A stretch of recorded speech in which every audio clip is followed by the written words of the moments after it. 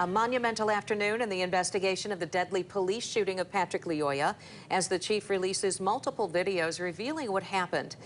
Thanks for staying with our continuing coverage today. I'm Susan Shaw. And I'm Brian Sterling.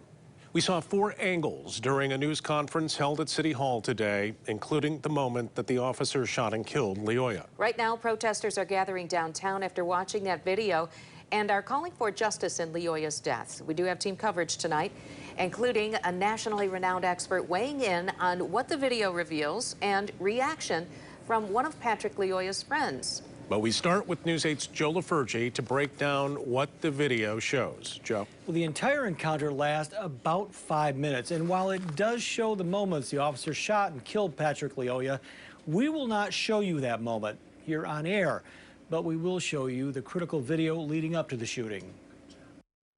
We saw 4 video sources: the officer's body-worn camera, dash cam from the police car, a neighborhood doorbell camera, and the passenger in Lyoya's vehicle's cell phone. It begins with a traffic stop at 8:11 that Monday morning. Despite information from Patrick Lyoya's family that his car was broke down on the side of the road, the video shows the officer pulling Lyoya over after discovering the license plate didn't match the car. GRPD is not saying why the officer ran the plate. Do you have a license? Yet unnamed officer asked for Lyoya's license. Moments later, we see Lyoya walking away from the car. No. The officer follows Lyoya. The two struggle. At some point, the officer pulls his taser. GRPD says the officer fires the taser twice. Both times, the shot goes into the ground. On the officer's body-worn camera, the two struggle over the taser. As the struggle moves into the yard next door, video from the passenger's cell phone shows the officer on top of Lyoya, struggling to control him. The officer reaches for his sidearm. You can hear a single shot fired by the officer. The officer then calls in that he shot Lyoya. Moments later, other officers arrive. Now, we have included a link to download all of the videos released today inside our coverage at woodtv.com. In the newsroom, Joe LaFurgey, News 8.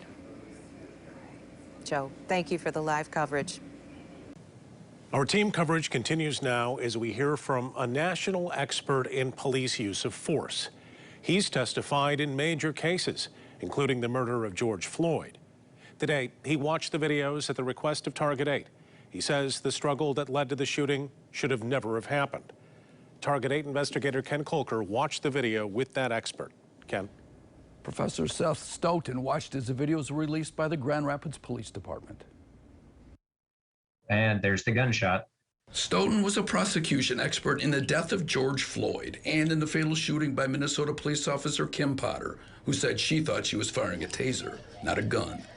I see a lot of uses of force, a lot of uses of fatal force. None of them are easy to watch. This one certainly is not. He says the officer's first mistake was chasing Patrick Lyoya after the traffic stop. Should it have gotten this far? Should it have gotten to the point where that shot was fired? No, it shouldn't have. If one person in a car goes running away, the officer just kind of watches and waves goodbye while they deal with the people who are in the car. Safety should always be a priority. Police, he says, could have identified him and gotten a warrant later. It is preferable to go slower and safer than it is to go more quickly and less safely. He watched as the officer and the man wrestled. Well, that officer has no idea how to control that guy. And questioned why the officer pulled his taser when he did. Deploying the taser at close range is not a good idea because the guy can grab it. That's exactly why you don't do that. He listened as the officer yelled for Lyoya to let go of his taser. But he says there's not enough in the videos to show whether the shooting was justified, if the officer justifiably feared for his life, or that he could have faced great bodily harm when he fired the shot. It raises some very significant red flags. It's not in and of itself proof positive that the officer committed a crime. It's also not in and of itself proof positive that the officer did not commit a crime. I would want more information than just this video. The key, he says, is the taser, exactly where it was at the time of the shooting, and its capability after being fired twice. Ken, thank you. We also heard from the police chief this afternoon as he faced questions after releasing the video from the shooting. Target 8 investigator Susan Samples was at that news conference this afternoon and joins us live from City Hall. Susan. Chief Eric Winstrom took questions from reporters for about 25 minutes. He said at the outset he was not going to make declarations about whether the officer followed policy or followed the law. He said he was here to talk about the use of deadly force only. Regarding that struggle for the taser, Winstrom said he thought it took about 90 seconds. And at points, he said he thought the suspect, Lyoya, and the officer both had hands on that taser. He was asked if the threat of a taser warrants the use of deadly force. To that, he said, while a taser is not technically considered a deadly weapon, it can be deadly and it can cause serious injury. He was asked to walk us through the officer's objective as he was struggling with Lyoya. You're trying to place him in custody. That's it. You're trying to secure that individual. The follow-up question, I'm sure, will be, was the use of force in policy, and I'm not going to comment on that. But the test is going to be whether in the view of a reasonable police officer, whether that deadly force was needed to prevent death or great bodily harm to that officer. That's the test which will be used for the policy.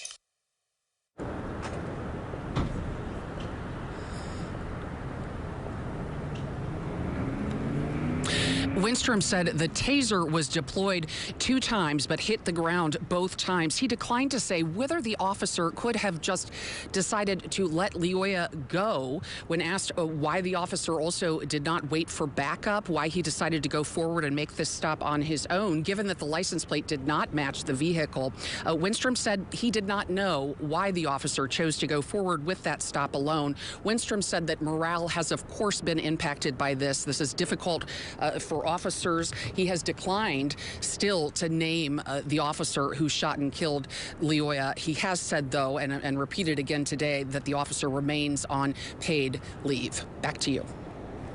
All right. Susan Samples following that for us from City Hall.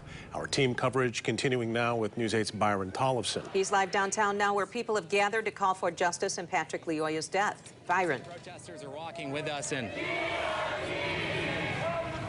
Brian and Sue, this protest is active right now. They're moving along. It's been a peaceful situation in Grand Rapids tonight, but protesters are angry. They are demanding justice here. They are calling for the officer involved in this case to be identified and arrested. This protest has started around 5 o'clock, but the crowd has grown. There was a moment of silence just a few minutes ago for Patrick Lyoya, but now they're starting to walk toward the police station and a little further down.